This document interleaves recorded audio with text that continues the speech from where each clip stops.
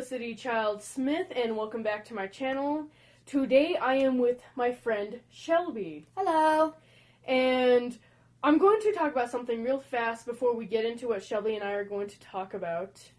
So the notebook that we are doing today is Mandy, and she is a character from Uglydolls. I know that you have not seen it yet. No, I haven't. But not yet. I have a fan theory that I kind of want to talk about very, very briefly.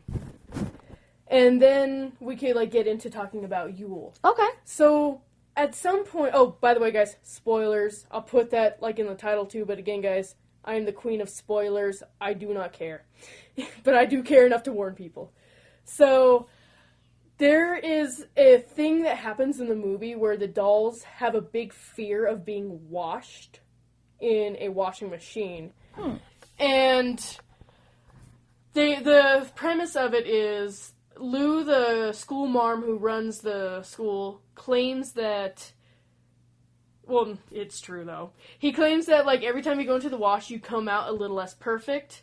Oh. And eventually, you'll be so imperfect that your child's parents will throw you away. Which, he's not lying. We've all had toys that our parents threw away because they're thrown into the wash. True. So... The fan theory that I have not seen on any fan forums, so if people have heard this before, let me know in the comments below, but Mandy needs glasses, but she hides it from everybody because it's an imperfection. Right. So my fan theory is, was she put into the wash? I think she could be, yeah. And it ruined her eyesight. Because there's a scene in the movie where he's talking about it, and she looks horribly embarrassed and uncomfortable. So, I could be reading way too much into her body language, but since the movie is so poorly done and incomplete, that might have been a thing. Right, and they just didn't expand upon that aspect. No, and plus... They don't expand on a lot of aspects, too, because like I said, where did she get the glasses? Right. It's like a tiny little school, and there is nothing in the outside world except for factory. Huh. So, yeah, it's convoluted. But yeah, I did wonder if that was a thing, because, yeah she never... Oh, also, another thing that I also thought about with her is, because of her glasses...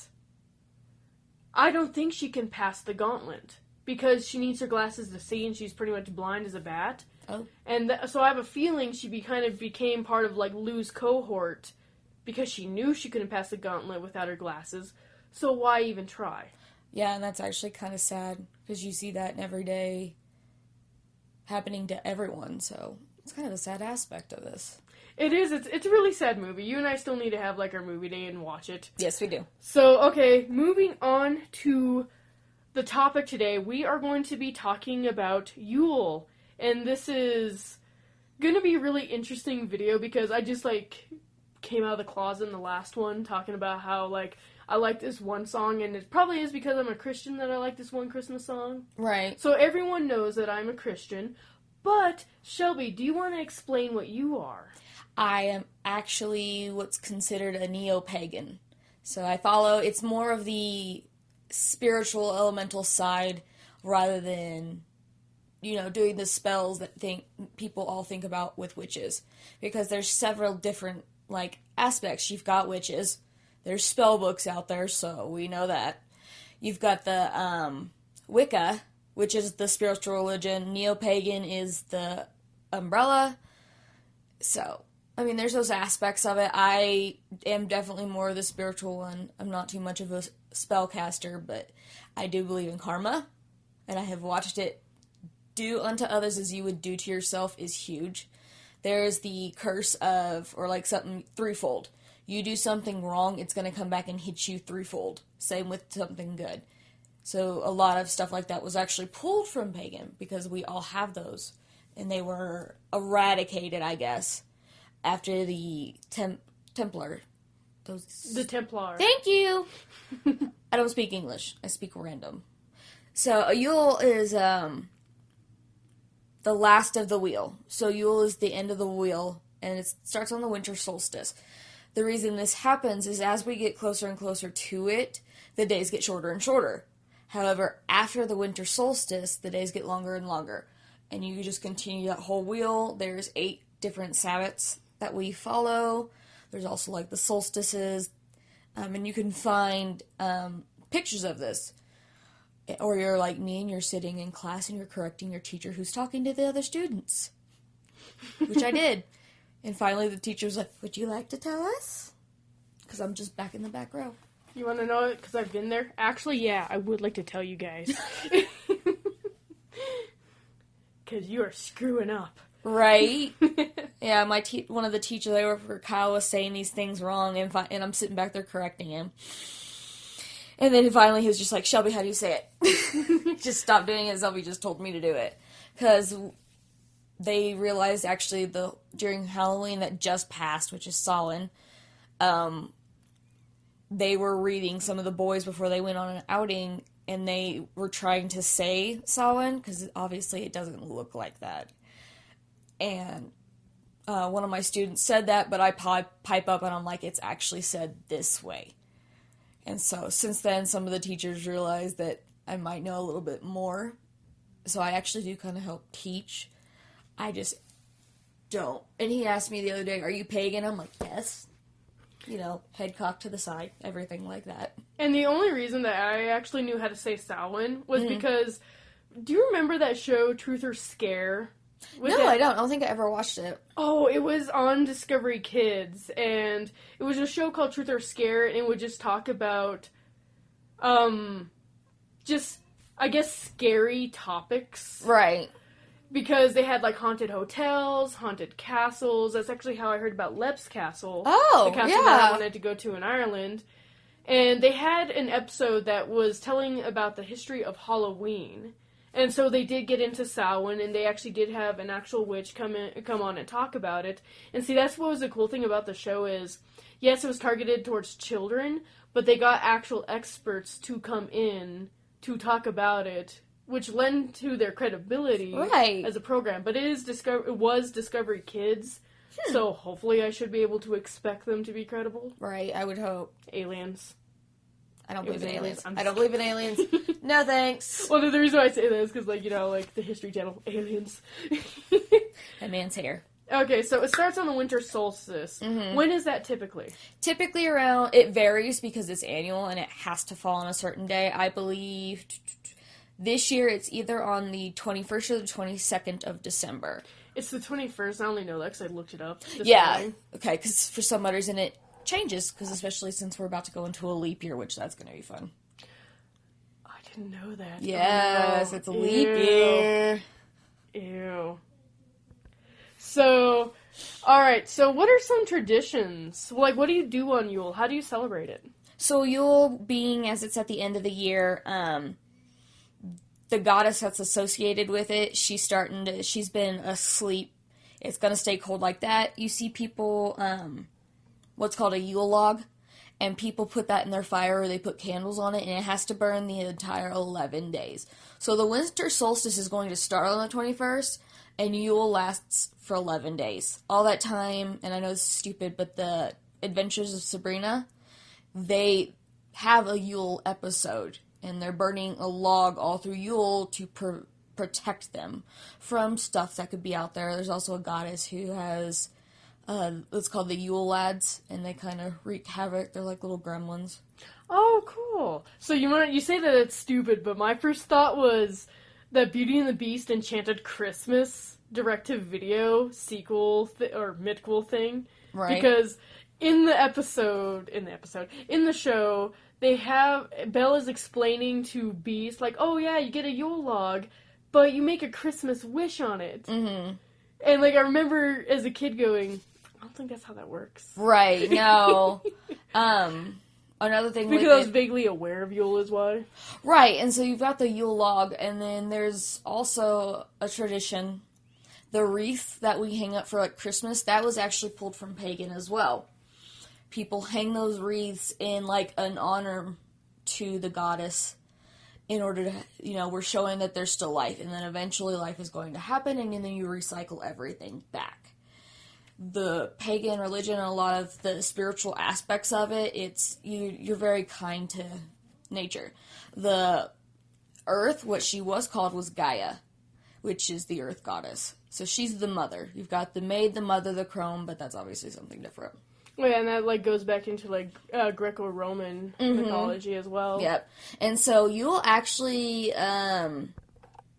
was observed by Germanic peoples first, which then spread, obviously, because you've got Scotland and Ireland and all that up north. The Scandinavian people up in that Arctic Circle where they'd have sunlight all day, or night all day. Ew. Yeah. It's connected to the wild hunt, the god Odin, and the Anglo-Saxon. I'm not even going to attempt to say that word, because it's really hard. We'll put it in the description below. So like I said, it ends for 11 days, and a lot of the Christians took over those. You know, then they had the birth of Jesus the same day, and so they just pulled from the religions and that practices that were already there and then just twisted it into their Christian, like, holidays and practices that they do. I've seen where someone will have, like, a Yule log, and it'll have, like, candles and holly and all that stuff on it. And so it's just there to be protection. So that's what Yule is. It's the end of one cycle, and then we're going to be starting back up on the wheel and going back around. Okay, so is it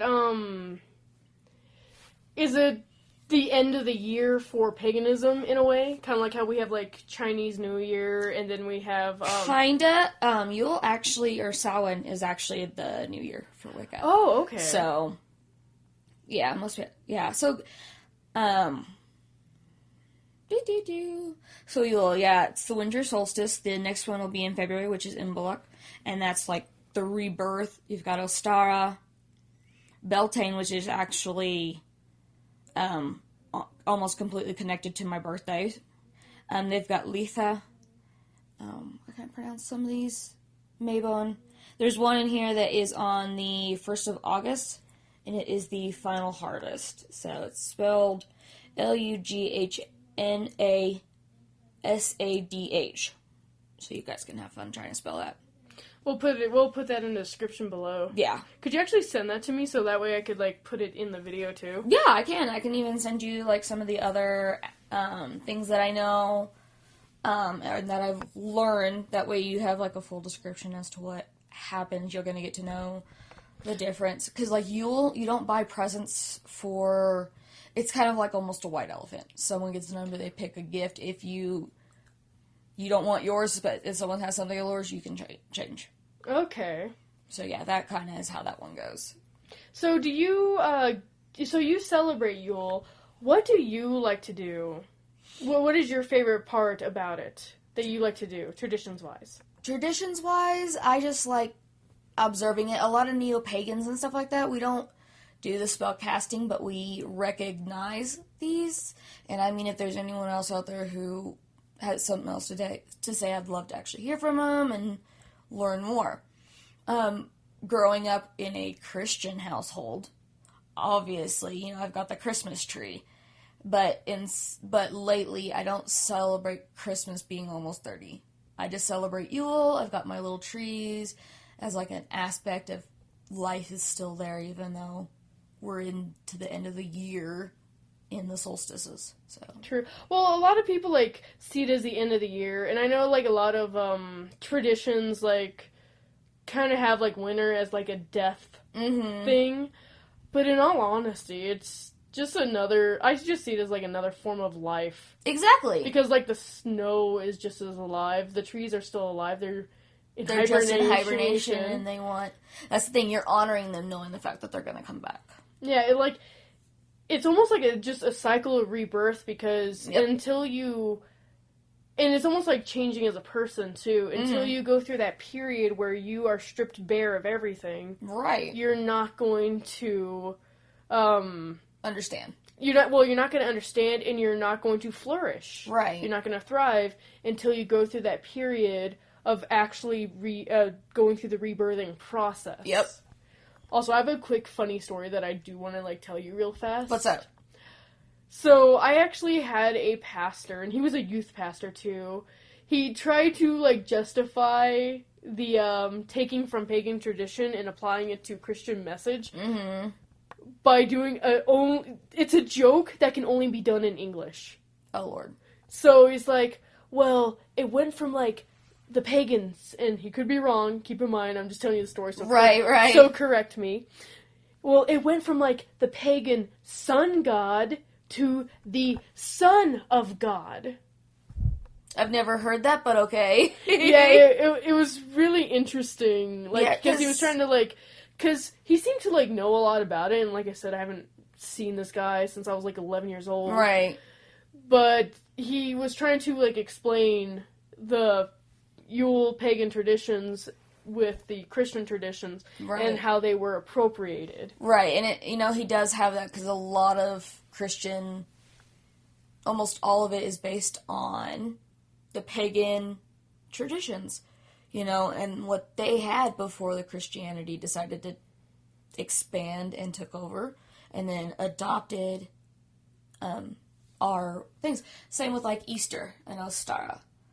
The egg is fertility. So that is definitely the sun. Rebirth, during February we start getting warmer, the flowers start coming back. So it's like life is coming back up right now, or then. And then when it gets back to this side, it's a little bit darker.